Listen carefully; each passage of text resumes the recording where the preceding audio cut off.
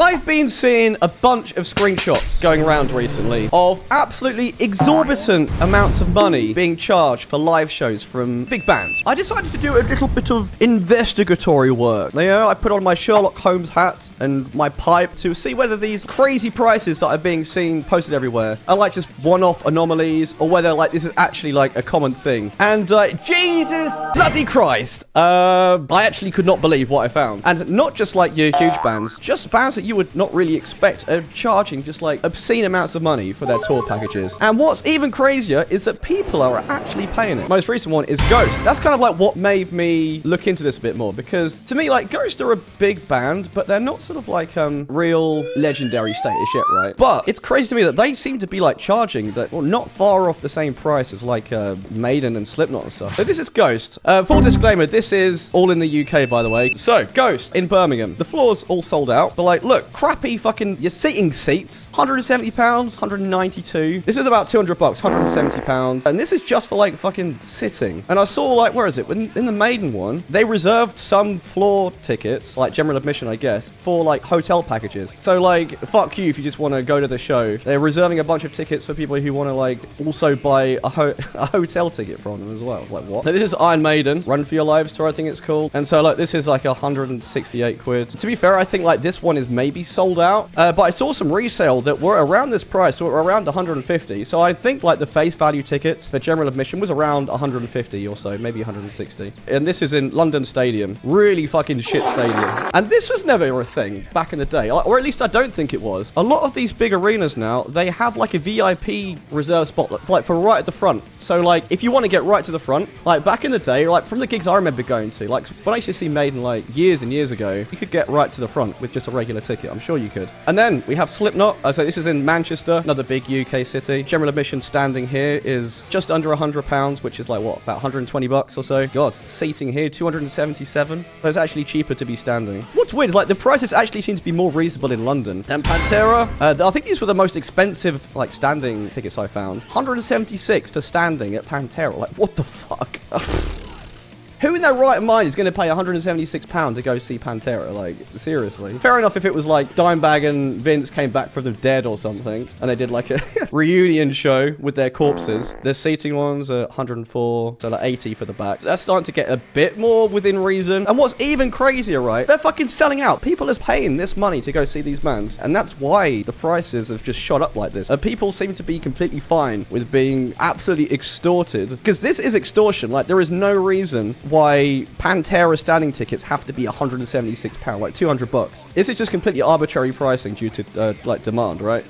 One argument I see is that COVID kind of just like pushed up the cost of everything, which is true, but not to this extent. And also that kind of post-COVID slump is over by now. I kind of feel like companies are kind of taking the piss now and just sort of still trying to ride that wave of like the post-COVID slump, right? This is something else to take into account. Is like, you know, if you live a long way away, maybe you have to pay for a hotel, and you'll almost definitely have to pay for some sort of transport. And then like you want to buy some merch maybe and a few drinks. You know, another thing, like food and drink at arenas is just absurdly expensive as well. I think last time I went to a show in an arena, I think I spent like £15 on a burger or something ridiculous, and the drinks were like £10 each. So let's say you spend like £30 food and drink, £30 on travel, let's say £50 on merch. That's bumping your costs up by, I would say, like at least 150 on top of the ticket price. Even if you're not staying the night, if you want to buy a hotel somewhere, that's probably like what, like another 100 or so. It's just crazy how quickly it's got to this as well. It's like, this is only within the last 5 years really that everything has just like completely gone through the stratosphere. Look at this graph. So yeah, this is a nice little graph I found. So as you can see, prices were like steadily rising pre-COVID, and there was starting to be a little bit of a surge. It still didn't break $100 though pre-COVID, and then COVID started, and there was obviously a huge slump because like, you know, no one's going to shows during COVID. And then look at this, like it's just gone through the fucking roof since like what, 22, and like last year's average gig ticket is $120, which is like £100. I was like, oh, I wouldn't be surprised if it's even higher now, because like I wouldn't say that 120 reflects the average from these. From everything I've seen here, the average is probably closer to like 150 or maybe even more. And something else interesting I found. So this is like a pretty interesting article. So why have concert ticket prices gone crazy? Here's what's behind the spiral. It certainly feels like concert prices have entered a new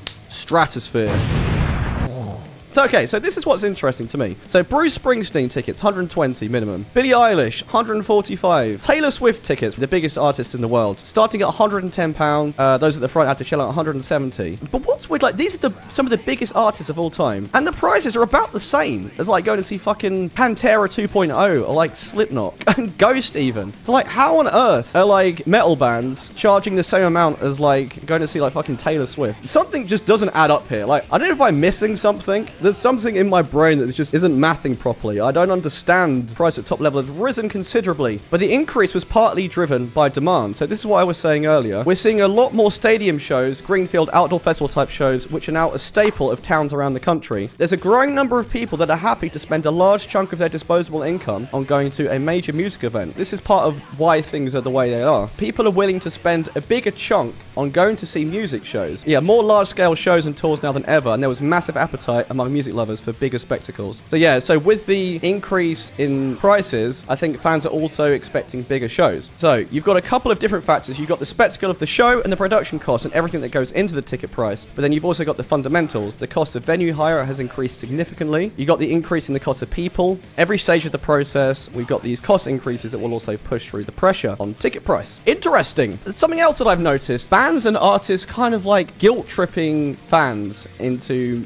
coming to their shows because of like how expensive everything's got. There's been a lot of articles and interviews and stuff and YouTube videos over the past couple years of like bands telling a sob story about how expensive it is to tour now, and which I think is maybe having an impact on people being more likely to pick up tickets, whereas perhaps they wouldn't in the past, because despite what you might think, people are empathetic, and when they hear these sort of stories from their favorite artists, they'll think, oh, that kind of sucks for them. Maybe I should, contribute something. I should spend £200 to go see Bruce Springsteen because, I don't know, maybe he needs another mansion or something, So look, I found this article earlier. So Megadeth, Dave Mustaine says increased cost of touring is main reason concert prices are so high. They were saying they look at ticket price and they think, man, I'm not paying $75 to go see these guys. And I'm sad to say that even if you have the choice in the matter, it's kind of what it is nowadays if you want to go see a live band, because you can't just get from point A to point B without spending a lot of money. So this was at the end of last year, so not even a year ago, and he's saying what, $75 is like standard price to go see a band on a big tour. And like, what, it's like double that. So if he's saying that 75 is what it takes to take a show like Megadeth on the road, and then like charging 150 plus is like completely superfluous, right? That is just a complete arbitrary pricing that doesn't need to be that high. Even though I'm in a touring band, I don't know the ins and outs of like obviously every big band that's on the road. I don't know their financials, but I can hazard a guess that it does not take £176, so $200 per general admission ticket for a band to successfully take a show on the road, right? This is way, way more than it costs to take a show on the road, like 100%. Like people have just started to get fucking greedy. With anything in the creative industry, whether it's movies, music, art, whatever, the more money that starts to get put into something, the greedier people get, right? And the more liberties people start to take. Saw this in like the game industry. Remember how the game industry used to be back in the day? Wholesome and harmless.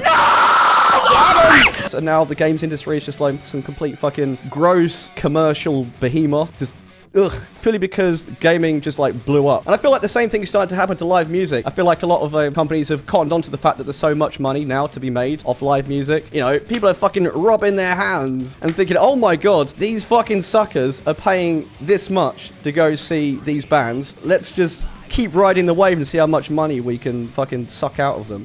So there's another interesting point you could maybe make. People's increased demand for going to big live shows is maybe due to the fact that people spend so much time on the internet now that they're so fed up of like, being in front of a screen and just consuming, the sort of synthetic internet world from day to day, that people are becoming more sort of hungry for real experiences. And I think the more that AI becomes more of a thing, the more prevalent that gets, I think it's only going to increase demand for real experiences. This is why AI is really not a threat to music at all. Like, despite what you may hear, people will always want and crave the real thing. And unfortunately, all this does, like, it leaves regular people out of pocket, it makes rich people richer, and it pushes up expenses and costs for lower bands. For small bands and even mid-level bands, really. Even mid-level bands struggle touring these days. All it does is just push costs up for them. Because the more money tour bus companies, catering companies, gear hire companies, lighting companies, people who do like crew work. You know, the more money that these companies and people see being put into live music from like the, you know, the top bands, the more they're going to like jack their rates up. And so when you get,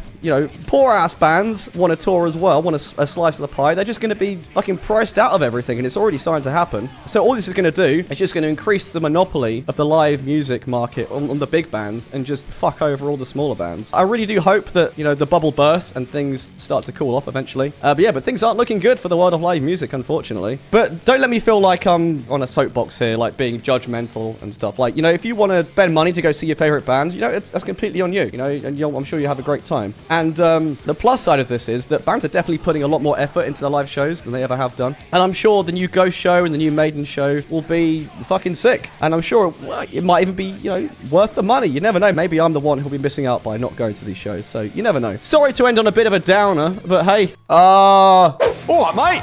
Do that. Do that. Do that. Nice one.